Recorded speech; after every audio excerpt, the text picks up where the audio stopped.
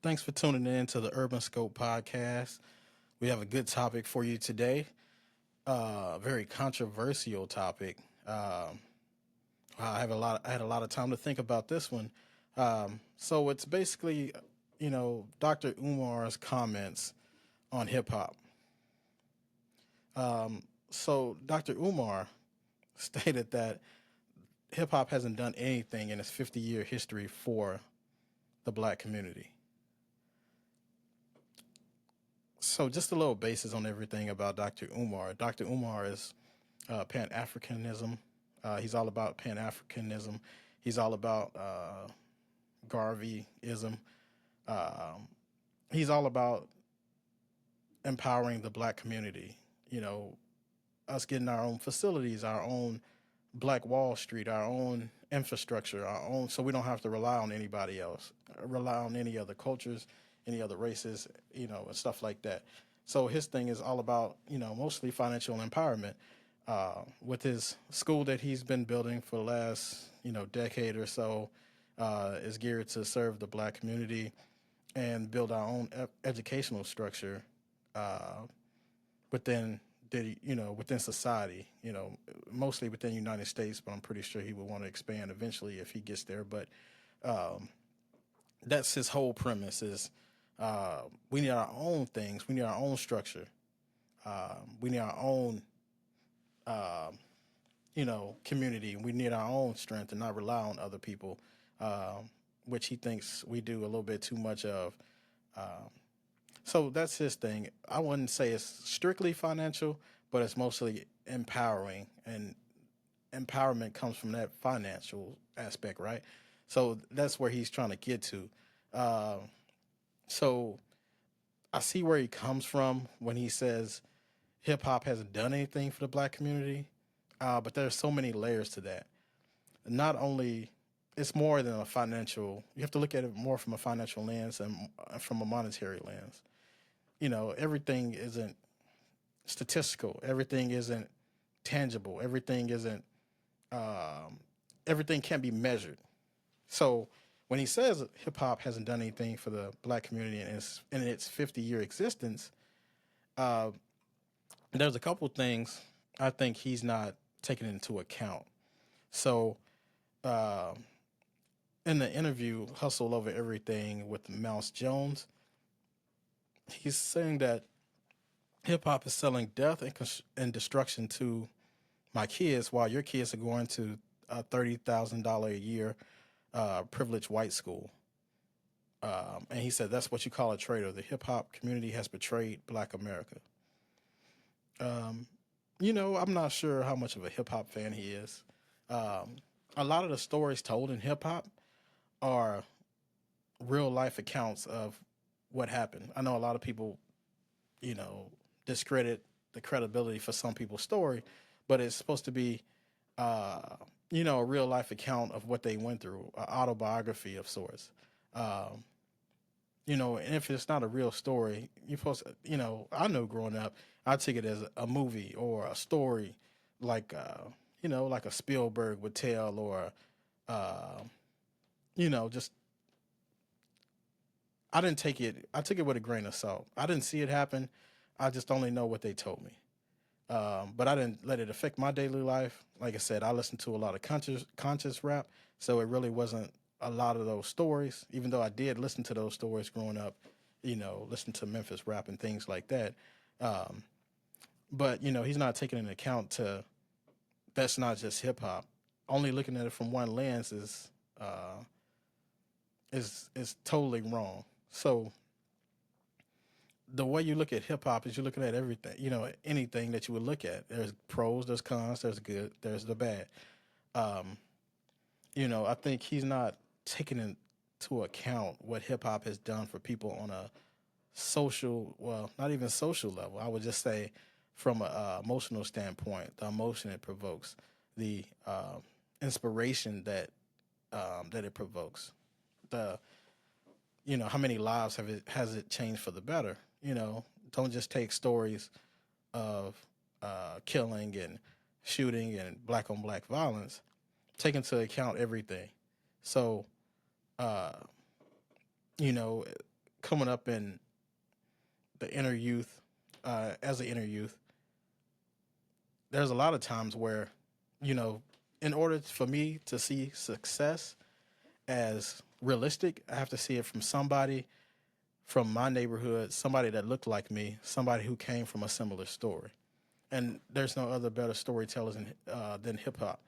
Um, you can't take, isn't you can't measure what a dear mama did for a young black kid, or young black kid out there. You can't measure what a lose yourself from Eminem, or slipping from DMX done for uh, the kids out there, or even adults. It ain't hard to tell by Nas what that song did for people. Everything can't be, everything isn't tangible, and everything won't be measurable. And I think that's what the problem with politics today. Everybody's worried about the statistical aspects of things. What happened to making people feel good and making people, inspiring the people? When you feel better, you do better. So you can't solve every problem by throwing money at it. Not saying Dr. Umar was doing that, but you have to look at it in its totality. Don't look at it from one aspect and say, "Oh, this is bad." Killing people. There's killing in every aspect of life. Whether you're just going through your day to day life, whether you're in hip hop, whether you're in sports, whether you're in music, you're in media, it happens. Not to downgrade, what's going on in hip hop. Because, like I said, it can always be better, and people can learn from the mistakes of the past. Um, but just to look at it from just that lens is kind of one sided and very narrow viewed. Um, like I said, he's looking at it from institutions.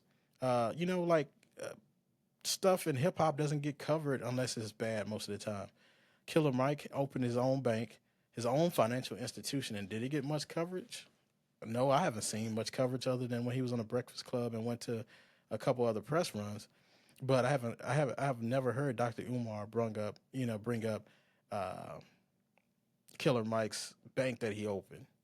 Uh, the partnerships with Meek Mill and the billionaire owner of the New England Patriots, Robert Kraft. You know, say what you want about those partnerships. Those partnerships are putting us in a different light, and those partnerships are the direct correlation of hip hop. And Jay Z's partnership with the NFL. Do you think that that Dr. Dre and 50 Cent and Eminem and Mary J. Blige would be performing at the Super Bowl, the biggest show of the year, without the interference of Jay Z and his influence working with the NFL? You know, the Super Bowl was in Atlanta a couple years ago, and we didn't have one Atlanta artist there, rapper, performing at that show. So that just shows you the power of hip hop. And, like, even if you want to say it's dime a dozen, it has to start somewhere. Hip hop is only 50 years old. We're comparing hip hop 50 years old to a society that's thousands of years old. It's unfair. That's an unfair comparison. If you want to push the narrative, and um, if you want to push the narrative to for us to do better, that's fine. But all of this hyperbole is just uncalled for. Um, like I said, hip hop is it's come a long way from back in the days when Cold Crush, when they got financially screwed over. And Jay Z said it, probably a decade or so ago. I'm making them pay for what they did to the Cold Crush. You know, from a financial standpoint, he's a billionaire alongside other billionaires that he's created. They're out here trying to seek real change, and uh, trying to give opportunities to minorities and to people in their crews and stuff like that. So you can't just look at hip hop from just the standpoint of you know it's all about beefing and killing and derogatory language and derogatory images. No one says that about a movie. They see it as a movie. Music is art. Art imitates life. So before the next time, you think about hip hop in just that one light, also think about the people that hip hop has touched. the people that didn't have hope, but they listened to a Tupac, they listened to a Jay-Z, they listened to a Biggie, they listened to a Common, they listened to a Nas, they listened to a Nelly. Those people have been changed. Lives have been changed forever, and you can't quantify that. You can't put that in a stat. Everything won't look that way. Uh, so like those stories from rags to riches, you won't get that from growing up. A kid now, he wouldn't look at a Bill, not a Bill Gates or a Mark Zuckerberg or um, Elon Musk and say, "Oh, I can do that."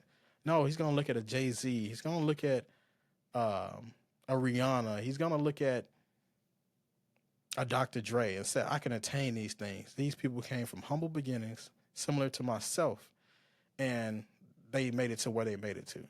An Elon Musk story is not always seen in that light as attainable from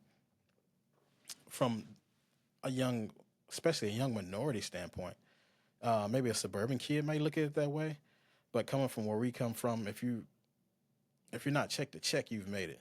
Even if you are check to check enough to pay your bills and have a little bit left over, you've made it. So for Dr. Umar to look at hip hop that way and put that negative image out there, it's just totally unfair. Like I said, you have to look at everything in its totality, and everything is immeasurable. So nobody would tell Dr. Umar, say, "Hey, you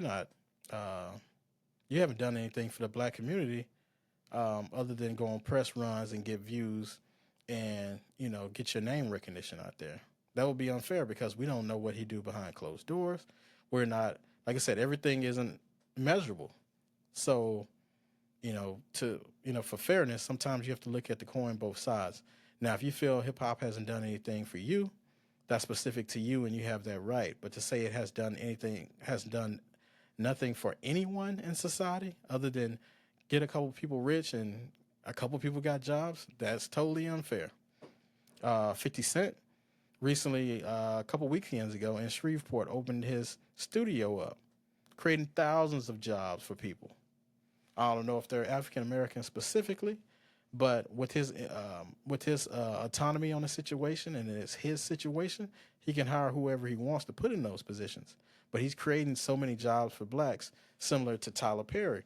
A lot of those actors and actresses' careers kind of went downhill. They got with Tyler Perry and got their names back out there, and were able to reestablish themselves as in the movie sector. So and Tyler Perry, he's not a hip hop artist, but that's a direct correlation of hip hop. And same with 50 Cent. How many actors and actresses have he put to work? That might, it's not like they have the most people knocking down those doors. Like I said, it's a marginalized community that Hollywood just doesn't look towards. Tyler Perry made Atlanta the new Hollywood, essentially, with the studio he opened down there. His studio used to be on a slave plantation, and he was able to buy that land and turn it into something positive. It came from a negative image for our ancestors, and he was able to turn it into a positive light and was able to employ thousands of blacks and create that institutional infrastructure that Dr. Umar preaches so much about. So next time when you put those images out there, don't forget a Tyler Perry, don't forget a 50 Cent, don't forget a Dr. Dre, don't forget a Jay-Z. Not in not in the best time now, but don't forget about what a Diddy has done. I know he's had some trouble of late, but his past is his past of what he's done business wise. Not talking personal life. I don't know anything about that, so it's all about the business and the jobs he was creating for our community. So, with that being said, I think Dr. Umar is totally wrong. It's his opinion, and I respect that, but I see it from a totally different way. Thanks for tuning in on another episode of the Urban Scope Podcast.